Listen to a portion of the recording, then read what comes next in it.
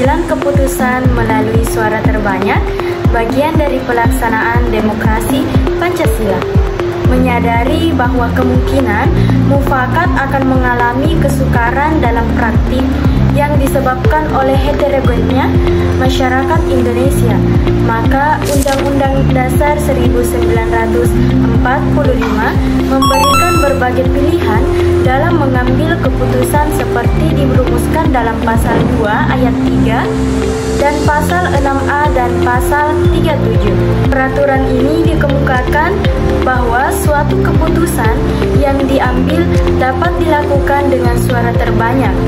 Merujuk pada Undang-Undang Dasar 1945 tersebut, maka saat ini Indonesia mengenal dua macam cara mengambil keputusan dalam rangka pelaksanaan demokrasi, yaitu dengan musyawarah untuk mufakat dan dengan suara yang terbanyak. Berbagai tindakan penghancuran terhadap nilai demokrasi yang terjadi di Indonesia saat ini memberikan gambaran bahwa pelaksanaan demokrasi yang diamanatkan oleh Pancasila, khususnya sila keempat maupun Undang-Undang Dasar 1945, belum dijalankan dengan baik. Seharusnya, jika negara Indonesia menjalankan demokrasi Pancasila, maka harus mampu menjalankan sesuai dengan pengertian dan makna demokrasi Pancasila yang diharapkan. Menurut Yusdianto pada tahun 2016, demokrasi Pancasila diartikan demokrasi yang pelaksanaannya mengutamakan asas musyawarah mufakat untuk kepentingan bersama atau seluruh rakyat. Bangsa Indonesia adalah bangsa berideologi Pancasila.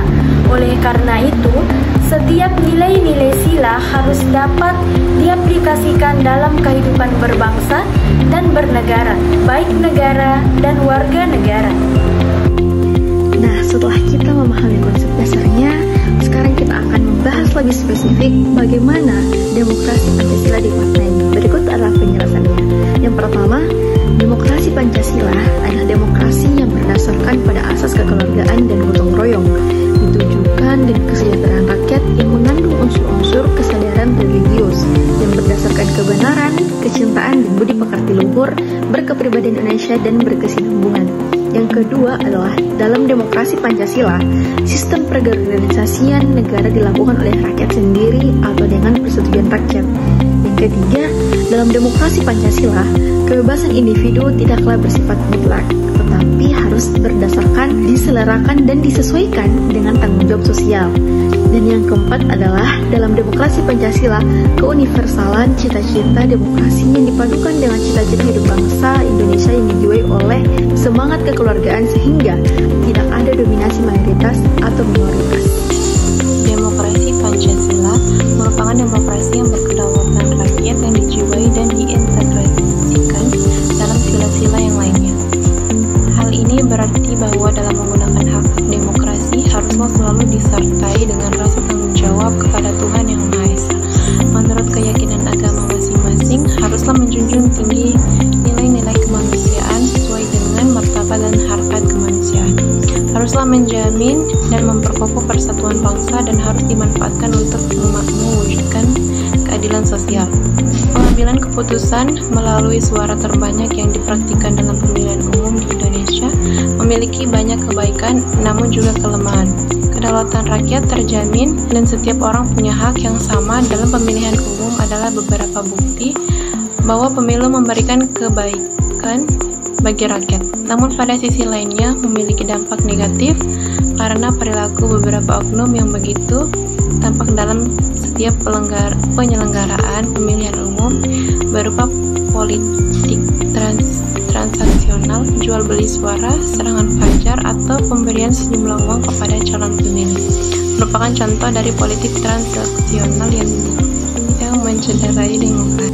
Dengan dalih mendapatkan kemenangan pada setiap pemilihan umum, maka oknum perusak tatanan demokrasi tersebut melakukan tindakan sebagai berikut. Yang pertama, yaitu adanya manipulasi pemilih, manipulasi demografi, penghilangan hak pilih, memecah dukungan oposisi. Dan yang kedua yaitu intimidasi. Yang ketiga yaitu jual beli suara. Dan yang keempat yaitu penyesatan internet. Yang kelima yaitu manipulasi kertas suara. Yang keenam yaitu coblos ganda. Yang ketujuh yaitu manipulasi dalam rekapitulasi. Yang kedelapan yaitu penggunaan pemilih semu. Yang kesembilan yaitu merusak kertas suara. Yang ke-10 yaitu pembajakan sistem teknologi informasi dalam pemungutan suara. Yang ke-11 yaitu pembajakan hak